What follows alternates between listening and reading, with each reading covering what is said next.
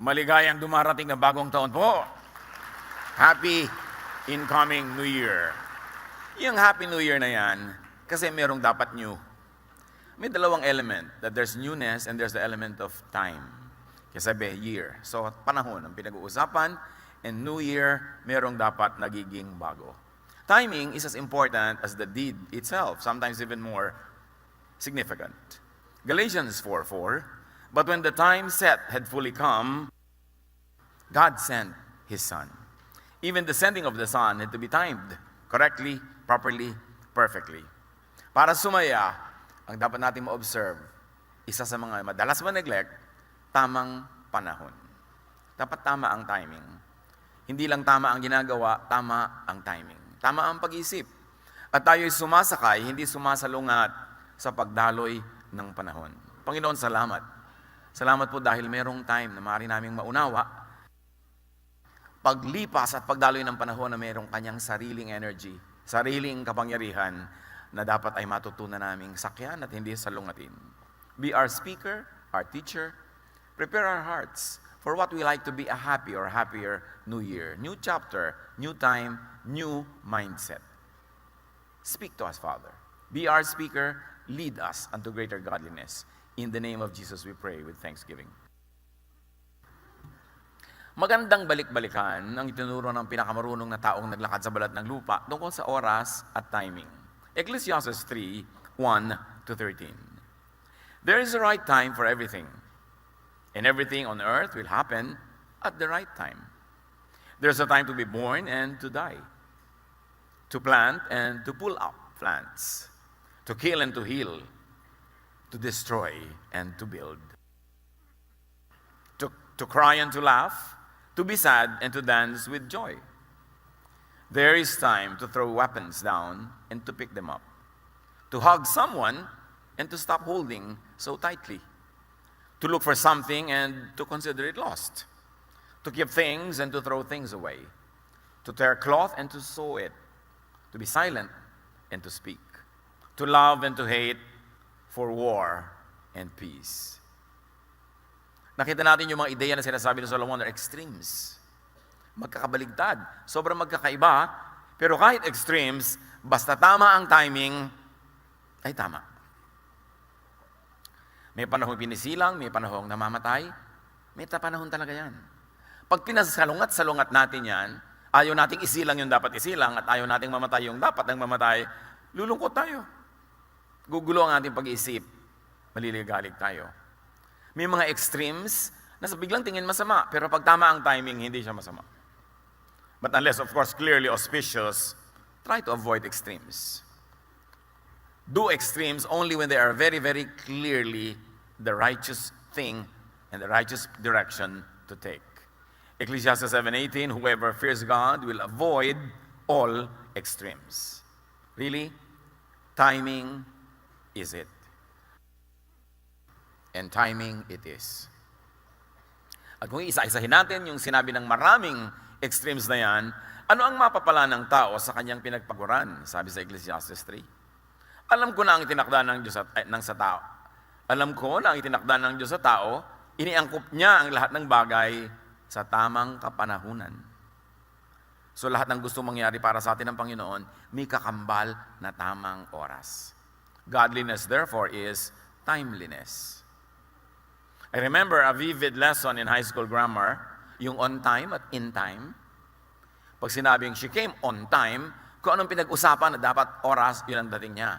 Pero pag sinabi mo she came in time for the refreshments, ibig sabihin, tamang-tama para sa isang bagay, kahit hindi yun ang pinag-usapan. So, yung perfect natin yung timing, kailan on time at kailan tayo in time. Mag-isip, manuri, makiramdam, kung tama sa panahon. Meron kang gustong sabihin sa asawa mo, tama ba sa panahon?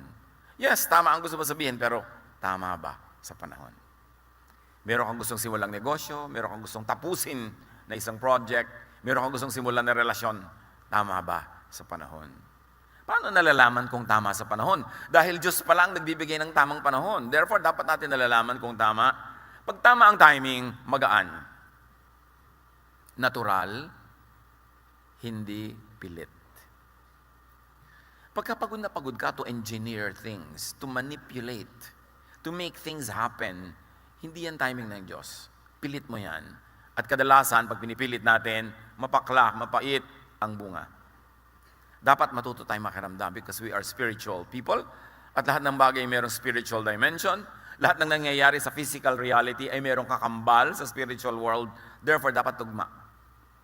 Magaan sa kalooban at likas na dumadaloy, hindi pinipilit. Sa pagpapatuloy ng Ecclesiastes 3, ang tao'y binigyan niya ng pagnanasang alamin ng bukas, ngunit hindi binigyan ng pagkaunawa sa ginagawa ng Diyos mula sa pasimula hanggang sa wakas. We have this God-given curiosity to know and to want to know what might be and what could be, pero hindi naman ipinaalam sa atin ng Diyos ang mga sagot. So ano lang ibig sabihin nun? Huwag magpagod na alamin ang marami. Huwag magpagod na alamin ang lahat. Sabi nga ni Solomon, with more knowledge comes more sorrow. May mga bagay na mas mabuti pang hindi mo alamin o kaya hindi mo alamin ngayon. At may mga bagay na dapat mo alamin ngayon kasi pag hindi mo inalam ngayon, will be disadvantageous to you. So even learning, the application of knowledge, yung pagbubukas ng isip, may timing. Huwag magpagod sa hindi dapat isipin muna. Alam kong walang pinakamabuti sa pagpapatuloy ni Solomon. Walang pinakamabuti sa tao kundi magpakaligaya at gawin ang pinakamabuti habang siya'y nabubuhay. So meron naman palang pwede mong gawin anytime, any moment, every time, every moment, maghanap ka ng kaligayahan. Ibig sabihin, anuman ang sitwasyon, hanapan mo ng ikaliligaya. Kung hahanap ka ng kaligayahan, doon lang sa totoong at face value ay maligaya, konti lang yun. So hanapan mo, pigaan mo ng kaligayahan ang anumang pagkakataon. In other words, as we always say, how do you go about life? Maximize pleasure. Lahat ng pwede mong idagdag na kulay, sa kulay, lahat ng pwede mong idagdag na lasa, o bawasin para mayroong lasang tumingkad, how do you maximize pleasure? Paano mo dadagdagan ng musika ang ingay? Paano mo dadagdagan ng lambot ang iyong higaan? Paano mo dadagdagan ng saya ang isang okasyon? Yun ang pagsikapan. Sabi ni Solomon, kahit anong oras, magandang ginagawa yun. You always ask, how can I improve the situation? How can I make the situation happier? How can I maximize pleasure? Kaya nakikita nyo, ang unang-unang himala ng Panginoon, Jesus, tubig ginawa niyang alak. Parang may mag-iisip, could there have been a more profound way to enter into His miraculous ministry or ministry of miracles? Bakit ang unang-una niyang himala? Parang wala namang kakwenta-kwenta. Alak. But the Lord was maximizing the pleasure of that event. These hardworking people na ang ligaya lang sa buhay at panandalian at pansamantalang saya ay kung may kasalan, may libreng masarap na pagkain, may libreng naiinom na magandang alak kasabay ng kanilang pagkain, naubos agad. At nakikita natin agad doon na sa Panginoon walang maliit na bagay. Sa mga religious people, merong maliit, merong malaki. Pero sa Kanya, kung malaki sa iyo ang bagay na yan, di mamalakihin ko kasi malaki sa iyo eh. Importante sa iyo, di magiging importante rin sa akin. And that miracle tells us that the Lord would like us to maximize pleasure. Kasi kung nag-uwi na agad dahil wala ng alak, wala ng handa, di balik na naman sila sa kanilang napakahirap na buhay at pagsisikap na lang na walang katapusan hanggang magkaroon uli ng susunod na kasalan. So maximize pleasure. That is always good to do. Sa pamilya nyo, how can you maximize pleasure? When you have an event, when you have a gathering, and even at work, how can you maximize pleasure? Yung mga iba, Monday na naman, pasukan na naman, ayaw pumasok kasi parang impyerno ang trabaho. But how can you make the workplace more pleasant? How can you maximize your happiness while at work? Kasi kung nagtatrabaho ka ng 8 hours a day, ipagpalagay ng 8 hours a day, that's 1/3 of your life every day. So dapat kahit sa pagtatrabaho, may kaligayahan ka. Hindi lang 5 o'clock na, uwi na, pagsisimula akong lumigaya. Kasi merong nasayang na panahon. So you maximize pleasure and you minimize pain. Nag-aaway kayo mag-asawa, how will you minimize the pain? Pwede. Merong may sakit na kamag-anak o mahal sa buhay, how will you minimize pain? Merong kabiguan, merong hindi pumasa sa board, merong paulit-ulit na nabibigo. How will you minimize pain? Because pain is always around. And the wise people of God will master the art of minimizing the pain. So we maximize the pleasure, we minimize the pain, and all the time, we do the most good. Pag meron tayong tatlong matatandaan na dapat gawin sa buhay, I suggest yung tatlong yan. Yan lang ang sinasabi ng scriptures. From cover to cover. Lalong-lalo na specialize ni Jesus. That you maximize pleasure, minimize pain, do the most good, every week, every day, every hour. Because every day, every week, every hour that passes is wasted if you're not able to maximize life. So how do you say, Happy New Year? Greet tayo ng greet ng ganyan, Happy New Year. It's as good as asking, how can I maximize your pleasure? How can I help minimize your pain? Pwede ba kitang ipagamot kung wala kang panggamot? Pwede ba kitang regaluhan ng isang napakagandang higaan na bagay sa'yo na hindi ka na makabangon? Pwede bang batang-bata ka pa, regaluhan na kita ng hospital bed? Ay, wag naman po, dahil wala akong sakit. Kailangan bang may sakit ka para humiga ka na tumataas yung ulo mo, tumataas yung paa mo? Can you not have that pleasure early on? How can you maximize pleasure? How do you do the most good? O may binigyan ka, tinutulungan mo lagi, kamag-anak mo, pero may kasabay na bunganga. So, na-maximize yung pain, na-minimize yung pleasure, and you minimize doing good by depreciating the value of what you did by saying all kinds of hurting words. Pero baliktad tayo kuminsan eh. We are very good at minimizing pleasure. Yung mga sadista, merong isang pamilya, yung tatay nila, napakasadista. Kaya nagpipilit mag-picnic yung mga bata. So isinakay, piknikan, pagdaan nila doon sa magandang view, o tingnan nyo na, tapos uwian na sa bahay, kinain yung food. Maximize pain, minimize pleasure, and do the least good. Sayang. And that is real. That's a totoong eksena yan sa buhay. And that is many variants in our daily lives. How do we maximize pain? May sakit na yung kamag-anak mo, uusigin mo pa, ayan, marami ka kasing kasalanan. What are you doing? You are maximizing the pain. Binigyan mo nga ng prutas, pero sinermonan mo nga takot-takot. You are minimizing the pleasure. Kailangan magising tayo sa mga kasinungalingan na ito ng buhay na actually reality ng marami kasi hindi lang nag-iisip. Dadalaw ka sa isang tao, ang laki-laki ng effort mo magpunta doon, ang ending nag-away kayo, di ba sayang yung time? Nag-invest ka ng time, tapos ang ending nag-away pala kayo. Kaya yung mga ibang naka-duty, yung mga marino na 10 months na nasa barko, pag-uwi, mag-aaway pa ba kayo noon? Kailangan isikapin na hindi para yung oras, huwag masayang. Kasi pag nagtampuhan kayo, pag nagtampo si Mrs. ng 3 oras, masusuyo din naman sa ika-4. Ngingiti-ngiti naman kahit unti-unti. Mamaya nakapulupot na uli sa'yo. Pero sayang yung 3 oras. Bawat tik-tak ng orasan, papalapit tayo ng papalapit sa kamatayan. Yun ang totoo. So huwag tayong magsayang ng sandali. Alam ko rin kaloob ng Diyos nang ang tao'y kumain, uminom, at pakinabangan ng bunga ng kanyang pinagpaguran. So these are all in time and those all on time. Meron kang dapat ginagawa in time. Halimbawa, hindi mo pa balak na magtanim pero biglang nag-uulan ng ilang araw. Wow, maganda magtanim. This is doing it in time.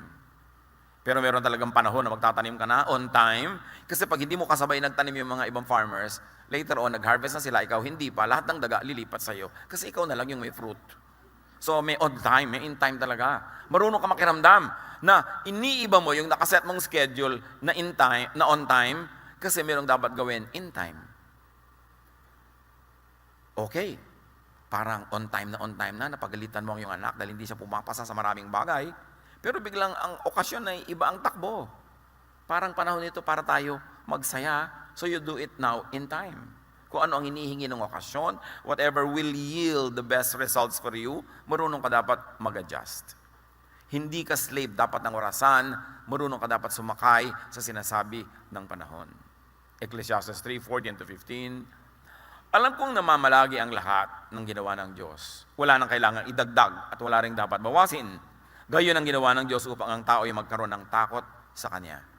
So kahit ano palang pagsisikap natin, wala naman tayong maidadagdag at maibabawas. That is in the general scheme of things. But we can of course influence the specifics that are very close to our daily existence. So flow na lang. Do not over-manipulate time and life. Merong normal na takbo yan. Makidaloy sa agos. Kung time na malungkot ang mood, at dapat talagang maging malungkot, may gain din yan. Meron din yan na benefit. Huwag mong pilitin na ibahin kung yun ang dinadala ng panahon. Lahat ng nangyayari ngayon ay nangyari na noong una, gayon din ang magaganap pa. Paulit-ulit lamang ang mga pangyayari. Kahit climate change. Ang laki-laking issue yung mga tao ngayon yung climate change. Totoo, meron tayong pwedeng gawin to mitigate the negative effects. Meron tayong pwedeng gawin para ma-maximize yung pleasure, ma-minimize yung pain, and to do the most good about it. Pero kung may climate change, edi may climate change. Sabi ng Ecclesiastes, ang nangyari ngayon, nangyari na noon at mangyayari pa uli. Paulit-ulit lang. Except that we were not here when the major other climate change happened. Except na hindi ganito karami ang tao noon, o baka ang dami din ng climate change na bawasan. Ang mahalaga mga kapatid, adjust. Lagi nagpo-problema yung mga iba about this climate change at nawawala yung kaligayahan nila, puro fear ang nangyayari. Adjust. Sabi, Pastor, bakit po ngayon December umuulan? Eh di umulan, magpayong ka. Ano po pinaproblema? Mapipigil mo ba yan? Paano po yan? Yung summer, hindi na summer. Eh di ilipat natin yung summer. Kung tag-ulan na ngayon pag summer, di dapat ilipat natin yung mga kalendaryo natin. Kung kailan hindi tag-ulan, doon ka mag-schedule ng kasal. Doon ka mag-schedule ng mga gathering, adjust lang tayo. Why problematize it? Solomon said, what has been will be, is coming and is going on, and it will keep going on because there's nothing you can add or subtract from creation. Hindi end of the world dahil lang lumipat ang ulan. Hindi end of the world dahil lang uminit o lumamig. Kailangan lang tayo marunong mag-adjust. At yung ginagawa natin na abusive ways, bawasan o tanggalin para makatulong tayo na mabawasan yung hirap to minimize the pain. In other words, marami tayong ginagawa meaningless. To worry, to over-worry, to manipulate what we cannot manipulate. No matter what people do, nothing is added to nor subtracted from creation. In fact, since creation, up to now, not one drop of water is lost or gained. Recycle lang ng recycle. Marunong ka lang dapat sumayaw sa panahon. So manage creation well. Let's do our best. Then let creation be. Kung iinit, iinit. Maglulubugan daw po ang mga maraming cities sa 2050. Eh di maglipat-lipat ka na ngayon pa lang. Eh kung mangyayari, pipigilin mo ang dagat? Kaya mo bang pigilin ang pagtaas ng dagat? Matutunaw daw po ang mga yelo. Eh tubig din naman talaga dati yan, naging yelo lang. So siguradong nung naging yelo yan, napakaraming lupang dating lubog na lumitaw. Ngayon matutunaw, eh dilulubog uli. Hindi lang nga nangyayari in one lifetime, kaya parang bagong-bago sa atin yan. Pero it has been happening. A lot of studies. In fact, there are very intriguing studies now that even in Antarctica, because the ice is melting and the ice is diminishing by the minute, marami na ngayon nakikita ang mga satellites na parang evidences of architecture and civilization buried in the ice. Na dating hindi natin alam, ang dami-daming yelo. So meron pala tayo mga makikita at malalaman pang yung mga yelong yung natunaw. Mag-adjust lang tayo. Tulad ng mga National Museum natin, National Library, National Archives, dapat dalhin niya sa Marikina o sa Antipolo para pag lumubog ang mga coastal cities, safe ang ating national patrimony. That is the thing we can do. Hindi yung mag-worry na mag-worry. Marami pa namang highland, marami pang matataas na lugar. Agahan na ang pag-a-adjust kung kailangan. Ang dami-dami nagwo-worry, mayroon po palang fault line dito. Dati na yan. Paano po yan yung bahay namin nasa fault line? Anong dapat mong gawin? E di lumipat ka, ang hirap naman po. Eh di lumubog ka pagka kinain ka ng lupa. Ayaw mo palang mahirapan. Kailangan mag-adjust ka lang. There are things you cannot change. Katulad ng asawa nyo, mababago nyo pa ba yan? Baka mas madaling ilipat ang fault line. Kesa sa baguhin mo pa, tanggapin mo na lang, maximize your pleasure. Kesa minamaximize mo ang iyong worry, naiinis ka, huwag ka na lang mainis. Kailangan gumawa ka ng paraan para kayo sumaya. Tulad ng, alam nyo po, overtime, palakas ang hilik niya. Alam nyo ba, maraming asawa nagdurusa dahil sa hilik. Ayaw lang aminin. Pag pinatayo natin ngayon, baka ang daming tatayo. Pero ayaw aminin kasi iniisip nila, napaka-unfaithful nila. Well, kung talagang worry nyo yan, either maglagay kayo ng mga takip sa tenga, o gumawa kayo ng dalawang magkahiwalay na higaan. Paano naman po kami? Eh di may isa kayong common higaan na pag gusto nyo nandun kayo. Pero kung gusto mong matulog, nandun ka sa kabila, it doesn't mean ayaw mo sa kanya, ayaw mo lang na ang tulog mo ay magkaputol-putol. Masama bang gawin yun? One of the best bedrooms I have seen, isang somebody I fondly called tita. Ang bedroom nila mag-asawa, merong magandang bedroom sa gitna, bed, nice, nice, nice. Pero sa kabila nun, left and right side, may tigisa silang bedroom. At may tigisa silang banyo sa dalawang dulo. So hindi, dalian mo naman. Alam mo, gaano pag-aaway ng mag-asawa sa pagmamadali dahil nakaupo ka sa trono, gusto na rin niya maupo, o ang tagal-tagal mo sa shower, o nag-iisa ka sa lababo, napakahirap pa talaga gumawa ng dalawang maliit na kwarto para matigil ang awayan na yan. Ngayon, pag gusto nilang magkasiping sila, nandun sila sa gitna. Pag dumating yung isa sa gabi na nandun sa gitnang kama yung asawa niya, sabi, ay, gusto niya ako katabi, pero ako ayoko, dito ako matutulog. Walang personalan, sa ayaw niya. Di ba? Gusto niya mahiga, matulog. Pero pagka tumabi rin siya doon, ibig sabihin, pareho nila gusto. Ngayon, pag nandun sa kabila yung isa, gusto lang niyang matulog. Walang masamang ibig sabihin yun. So pag nakadevelop kayo ng ganito, paano po yan, maliit ang bahay namin, isolvin mo na lang. Ang mahalaga, may problema ka, hindi ka makatulog, hindi gumawa ka ng paraan to maximize your pleasure, to minimize the pain, and to do the most good. Walang personalan yan.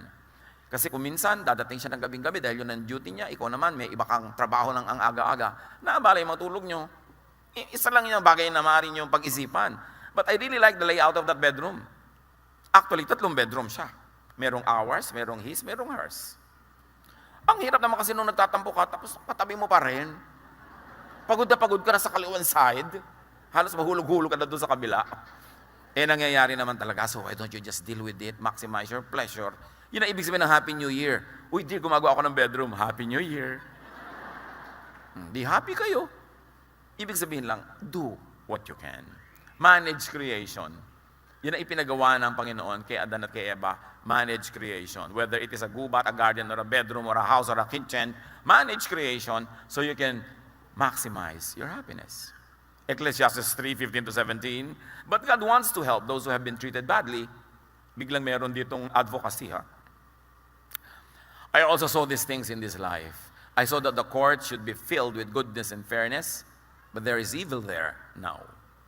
So I said to myself, God has planned a time for everything, and God has planned a time to judge everything people do. He will judge good people and bad people.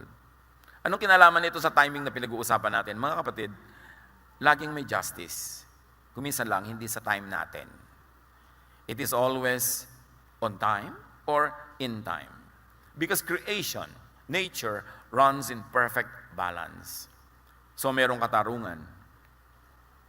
Kung para nag-enjoy ka sa lack of justice because you are the beneficiary, may oras ka rin. At kung ikaw naman yung parang na-happy because of lack of justice, may oras ka rin ng vindication from the Lord. Wait upon the Lord. Because even the administration of justice has its own time.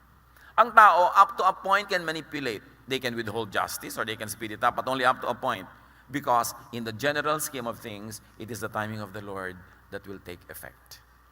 Take comfort in the fact that God knows your predicament, that God is at work. See God at work.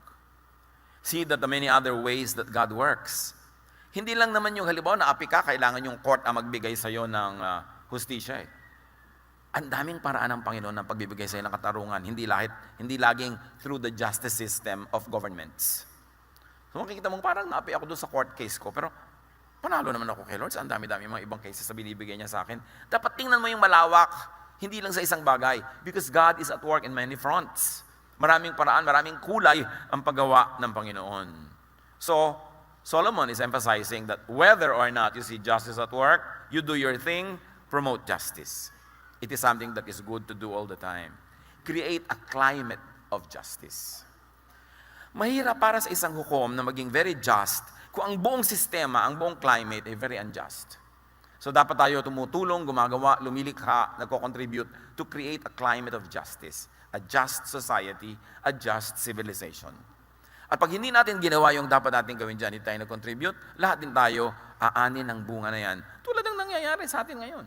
A lot of injustices are happening, but you don't have one particular person to blame. Yun lamang hinahayaan mo na mayroong injustice, kahit hindi ikaw ang gumawa ng wrong, participant ka sa pag-create ng climate of injustice. Yung nakapila ka kuminsan na ganyan, meron pang uuna sa'yo, ang ganda-ganda ng damit, ang laki-laki ng hikaw, tapos walang urbanidad ng uuna. Papayagan mo ba o i-correct mo? What kind of climate will you create? Kasi may mga batang nanonood, may mga kasamang iba. So anong gagawin mo doon? Kailan ka dapat manindigan? Lahat tayo may pananagutan kung bakit ganito ang nangyayari sa ating paligid. Again, how do you minimize pain? How do you maximize pleasure and do the most good? Because there's a lot of happinesses in our lives that have to come from the whole surroundings. Hindi lang ikaw ang gagawa nun, bunga dapat yun ng ating pakikipagtalastasan, ng ating pakikipagtulungan sa isa't isa. So, gusto mong tumigil ang mga baha sa inyong neighborhood, dapat lahat tumigil magkalat doon sa mga kanal at maghulog ng mga basura doon. Dapat lahat maging disiplinado. Kasi kung ikaw lang disiplinado, mababaha pa rin doon. Meron tayong corporate responsibility, communal responsibility. At sa pamilya, how do you create a climate of happiness? Sa pamilya pa lang, how do you create a climate of justice? Do you reward the good and punish the bad? How can we be happy pagka hindi ganun ang ating paraan? So, liban na lang magbago tayo ng pananaw, liban na lang improve natin ang ating paraan ng pag-iisip, empty phrase lang yung Happy New Year. Empty greeting.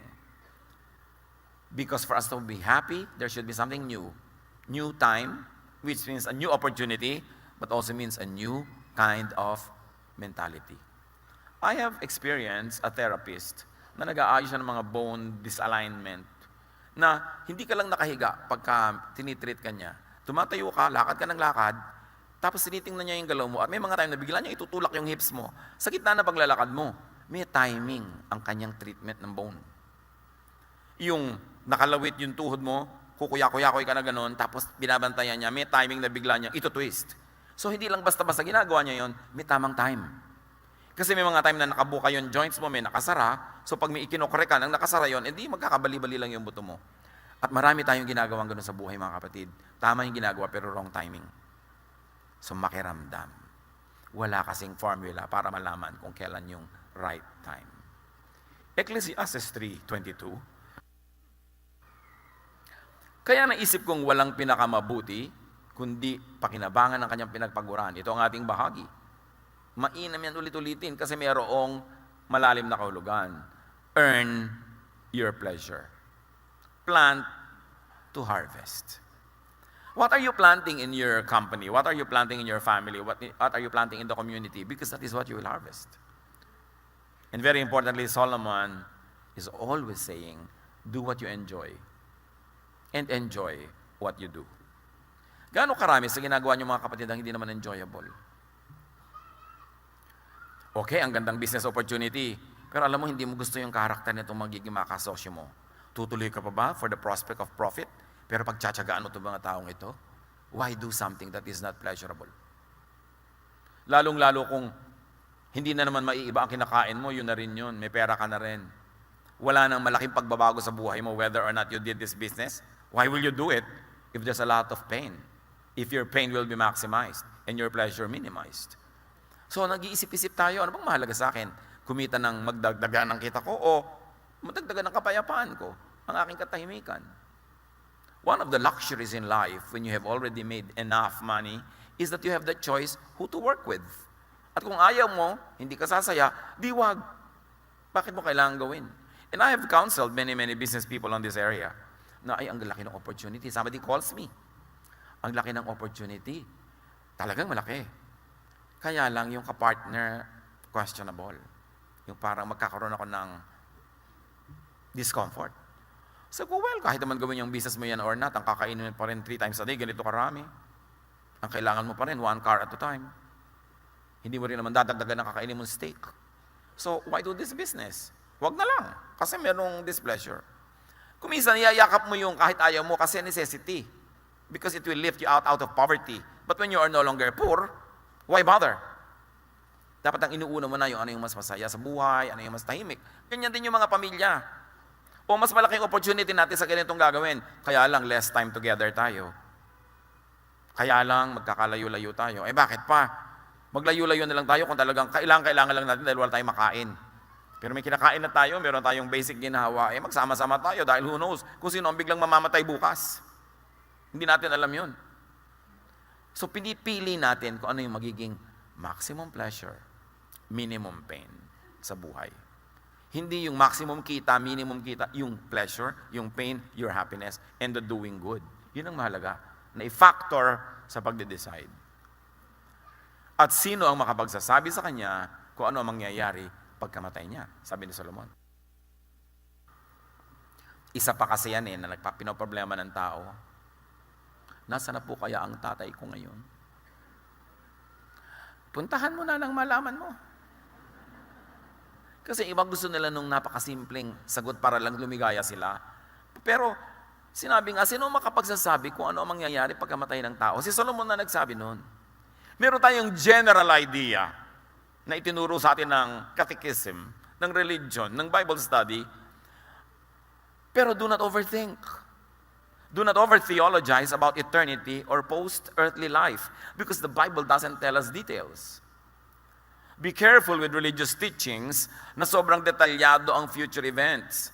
They are usually based on some vague verses at bumuo sila ang kanilang guni-guni ng fully scripted eternal life. You don't need to buy that. We don't know what holds the future, what the future holds, but we know who holds the future. And we know that the future is in God's hands. Hindi natin kailangang malaman bawat detalye kung ano mangyayari. Ano po kaya para ang kulay ng pakpak ko? Uy, tanong mo muna, magkakapakpak ka ba? Kailangan mo talagang lumipad sa eternity. Ano po kaya? Paano yung mga kaaway ko noon? Katulad ng tanong kay Jesus, paano yung 7 ang naging asawa sa lupa? Sinong asawa sa langit? Sabi ni Jesus, para mga anghel na sa kabila, wala nang ganyan-ganyanan. Jesus was saying, look, God will take care of this. You don't have to worry about these things. Pero yung iba talaga, lagi natatakot mamatay, natatakot na ganito. Paano po yung stepmother ko? Kasama ko rin sa langit. Yung nakaaway ko, kasama ko rin ba yan? Isa yan na nagtatagal ng happiness natin Nababawasan yung excitement to be with the Lord in an eternal spiritual context. Because we over-worry. Tapos parang gusto mo talaga may mga magpunta sa impyerno. Ibig niyo po sabihin, yung mga kapitbahay ko, hindi rin sila pupunta sa impyerno dahil na-born again din. So gusto mo ikaw lang. Yung mga bagay na hindi dapat pinag-iisipan. Kasi kahit anong pag-iisip ang gawin mo, sayang lang, hindi mo rin masosolve. Ecclesiastes 4:4, nakita ko rin ang tao ay nagpapagod upang mahigitan ang kanyang kapwa. Ngunit ito man ay walang kabuluhan, tulad lang ng paghahabol sa hangin. How much do you do? Do you do because you're only trying to compete with someone? May nagsabi, bakit po may mga pamilyang ang yayaman na nila? Pagkayaman-yaman na, wala pang tigil ng pagpapayaman. Sabi ko, alam mo, may mga pamilya na may mga sibling rivalry. So yung magkakapatid na yan, kahit bilyones, trilyones ang pera, may personal silang paligsahan, kaya ayaw nilang tumigil. Hindi lang dahil gustong-gusto nilang kumita, kasi may mga kalaban sila. Meron silang audience, meron silang pinaghihigantihan na dating umapis sa kanila, ng small sa kanila noong araw. So gusto lang ngayon madaig. Pero sabi ni Solomon, sayang ang pagod kung ginagawa mo lang yan para daigin ang kapwa. Useless. What is useless and waste of time? Competitive hard work. Competitive acquisition. Just to outdo your neighbor. Yung pagod na pagod ka ng paliitin ng bewang mo dahil lang mas maliit ang bewang ng kapitbahay mo. Diba?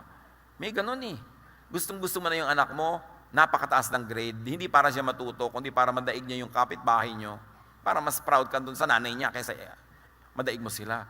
Gaano karami sa ginagawa natin mga kapatid dahil lang may kakompetensya tayo. And most of the time, our competitor doesn't even know we exist. Sa kanya lang tayo fixated, hindi naman siya fixated sa atin. Sayang ang panahon. Merong positive na pagsisikap. Iba naman yung hard work to create or to recreate. You want to outdo your previous performance. You want to do it better, then that is good. Pero kung ginagawa mo lang para kami madaig na iba, it is useless because there will always be a greater and a lesser person than you, no matter what you do. Colossians 3:23, whatever you do, work at it with all your heart as working for the Lord, not for human masters. That is when you are not being competitive with other people. But you only really want to excel, you want to do what is good. Iba yung having much in order to give away. Meron naman payaman ng payaman para marami siya ipamigay. Merong, bakit pagod ka pa ng pagod? Meron ka na, mga kapatid ko kasi, mahihirap kailangan tulungan ko. Well, that is a good thing to do. Hindi to compete, but to be able to be a good and a better giver. Ephesians 4:28, ang magnanakaw ay huwag nang magnakaw. Sa halip, maghanap siya ng marangal na ikabubuhay para makatulong sa mga nangangailangan. Yun, worthwhile yun. to do more, to achieve more, to get more, so you could be more helpful. So alin dun ang mga motivation natin? Kung minsan magtataka ka, pupunta ka sa mga probinsya, ang lalayong mga bukid, biglang ang lalaki ng bahay. Makita mo may gumagawa doon. Gaano kalaki doon ang competition na magkakapit-bahay? Anak, yung kapitbahay natin, nagpapagawa na ng bahay. Daki-laki mong padala mo. At magpapagawa na rin tayo. Di ba? Gaano karaming hiling ng mga nanay yan sa mga OFW nila, anak? Palakihan ng bahay. Korteng vapor ang bahay mo, ha? Nakakita na kayo ng mga ganun mo, korteng vapor. Yung iba, korteng aeroplano naman nagagawin nila mga bahay. Yung isa naman, bungalow, ang laki ng hagdan kahit walang pupuntahan. Competition. And usually sa probinsya mo makikita to. Kailangan nyo ba talaga ng ganong kalaking bahay? Meron pa ako nakausap at nalaki ng bahay nyo. Alam nyo po, kasi dati minamaliit kami ng neighbor namin eh. Asa naghihiganti lang kayo? Sa pagkalaki-laki bahay nyo, nagkautang-utang kayo, naghihiganti lang pala kayo. Habang naghihiganti ka sa isang tao, ibig sabihin alipin ka pa niya, kasi yung ginagawa mo, may kinalaman sa kanya. Hindi mo ginagawa para sa'yo dahil sa'yo, kundi dahil sa kanya. So hindi ka pa malaya. The best revenge is not to take revenge. Dahil habang nagre-revenge ka pa, siya pa ang reference point mo. Alipin ka pa niya. Naaapi ka pa niya, napapahirapan ka pa niya nang hindi niya alam. So set yourself free. A free mindset to do the most good because that is what you want to do. And not to maximize your pain para ka makaganti. Nakakaganti ka nga, but you're maximizing your pain? What's that? Kailangan you minimize pain. Ecclesiastes 4:5-6. Sinasabi nilang mangmang lamang ang naghahalokip-kip ng kamay at nagpapakamatay sa gutom. Ngunit mas mabuti pa ang isang dakot na may katahimikan kaysa dalawang dakot ng pagpapagod at paghahabol sa hangin. A handful where there is peace is better than 2 handfuls where there's a lot of sorrow and a lot of troubles and a lot of stress. Dapat alam natin when to stop. Mas mahalaga yung tahimik. Sabi nga, better a meal of vegetables than a meal of meat with a lot of strife. Mas simple, pero tahimik, yun ang mabuti. But I say it is better to be satisfied with the few things you have than to always be struggling to get more. Yang more na yan, hindi natin titigil. Marami talaga yung mga nagtatrabaho abroad. Siyempre, it breaks my heart when couples have to separate for work or families. But sometimes they have to survive. Pero sabi nga nung isang kausap ko noon sa Middle East na Amerikano, nakikita niya kasi mga ibang Pilipino doon, 30 years na, 40 years. Sila na yung humawan talaga ng buong bundok doon. Sila na yung nagtanim ng lahat, nandun pa rin sila. Sabi nung Amerikano sa akin, correct me if I'm wrong, sabi niya sa akin, among you Filipinos, the first 3 or 5 years here in the Middle East is necessity. Sabi niya, and beyond that is luxury. Sabi niya, and after 10 years, greed. Sabi ko, well, maybe there's some truth in it, but not entirely. Pero meron din. Kasi yung iba, talagang umalis ka lang para makabayad tayo ng utang. Nung nabayaran na, ay, kailangan nga pala nating bumili ng lupa. At nung nagkalupa, ay, kailangan nga pala natin lagyan ng bahay. At syempre, nung nagkabahay, dahil malayo yun, ay, kailangan pala natin ng kotse. At pagkatas, ay, kailangan na pala nating magpaaral. Hindi na ngayon makauwi si OFW hanggang hindi bangkay. Masakit, pero totoo. When do you stop? Hanggang kailan yung kailangan? Hindi ba ang kailangan ng pamilya magkakasama? Hindi ko minamaliit at minamasama yung paghisikap ng mga tao at nagtitiis magkakahiwalay. Kaya lang, dapat ninyong lagyan talaga ng hanggang saan ito. Kasi hindi naman nauubos ang needs, palaki ng palaki. Ay, magkukulehiyo na ang mga bata. O, tatagal ka na naman. Ay, nag-asawa ang anak natin. Ay, gatas ng apo. Ay, lumalaki na ang apo, nag-drugs. Ay, drugs ng apo. I have seen it all, mga kapatid. Napakarami kong inilibing na meron akong hinanakit sa paglilibing kasi inisip ko, hindi pa ito dapat namatay kung hindi lang sobrang pressure. Hindi pa ito dapat nagkaganito Dapat sana nakapagpahinga to, dapat sana nakauwi ito, pero hindi Sumusukan na ng dugo, nagtatrabaho pa kasi ang dami-daming kailangan na hindi na matapos-tapos. So, hanggang kailan yan? How do you maximize pleasure? How do you minimize pain? How do you do the maximum good? Kailangan yun mabalanse. At ang lagi kong sinasabi sa mga pamilya ng mga FWs, Try to find an income. Huwag kayong umasa sa isa lang. Dapat meron kayong kanya-kanyang income para makakauwi na siya. At kung hindi man may income, dahil hindi kaya, hindi pwede, tumulong kayo sa pagbawas ng gastos. Kasi hindi na matatapos. Ito po siya ang aming breadwinner. Oo nga, ano na kayo lahat? Bread eater. Ganon, may isa kang breadwinner, lahat kayo nakasandal. Paano yun matatapos? Kailangan magtulong-tulong because you have to minimize pain. And you have to maximize pleasure. Which means you do it by doing the maximum good.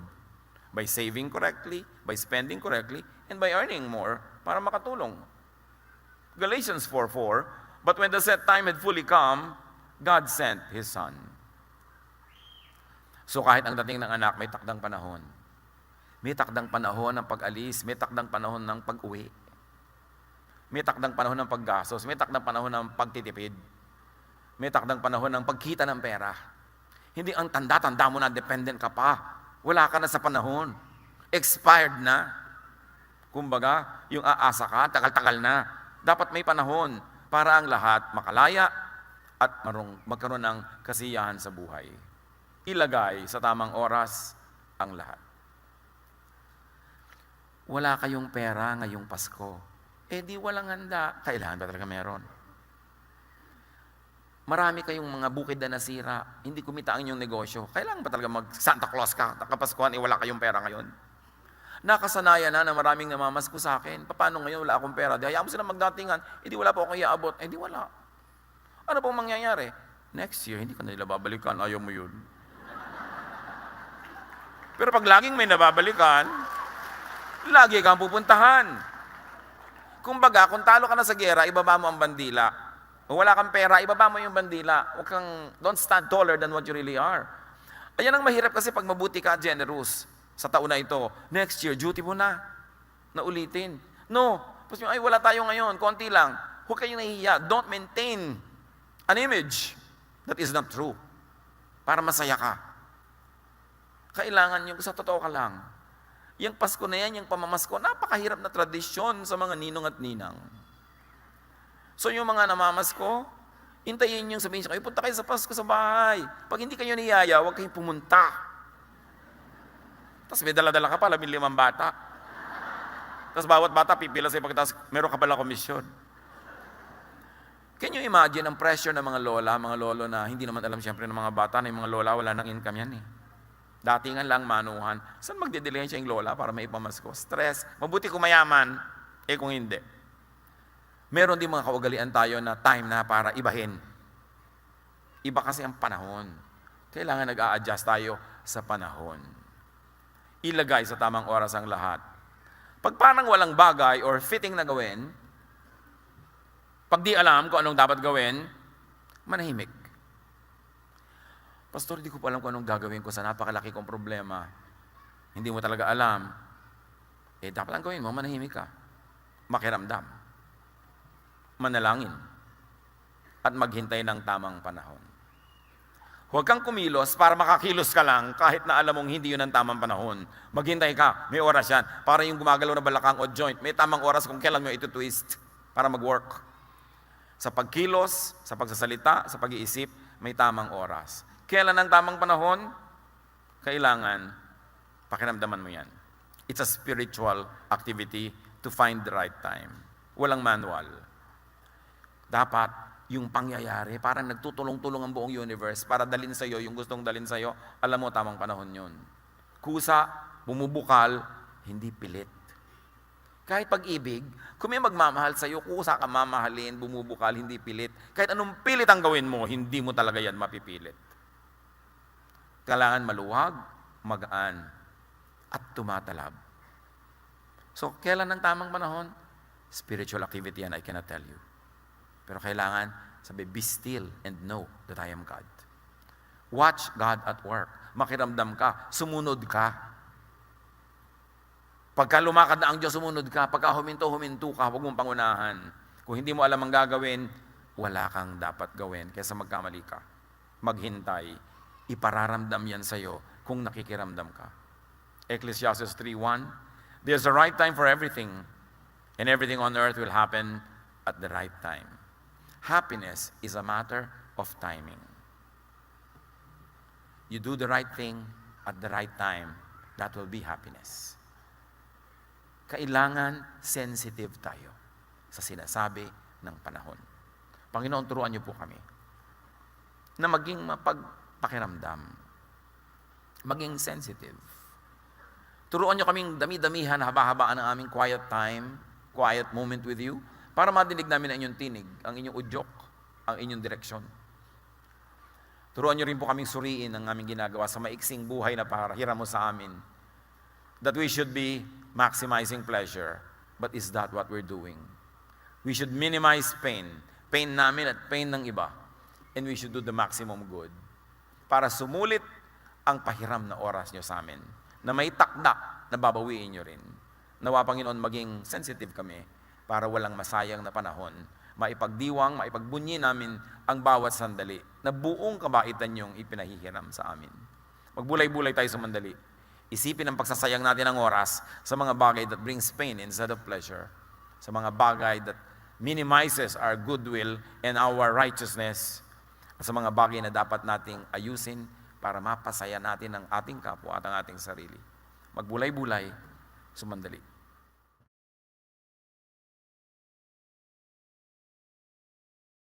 Love to you, mga pamangkin. Dito tayo mag-aral ng salita ng Diyos. Dito tayo mag-aral ng mga practical na bagay. Magdalanginan para sa isa't isa. Makinig ng mga mensahe. At dito tayo magsasama-sama spiritually sa ating official Ed Lapis YouTube channel na ang address ay Sabi ni Kuya Ed. Remember, dito tayo ha. Sabi ni Kuya Ed, ang ating official YouTube channel.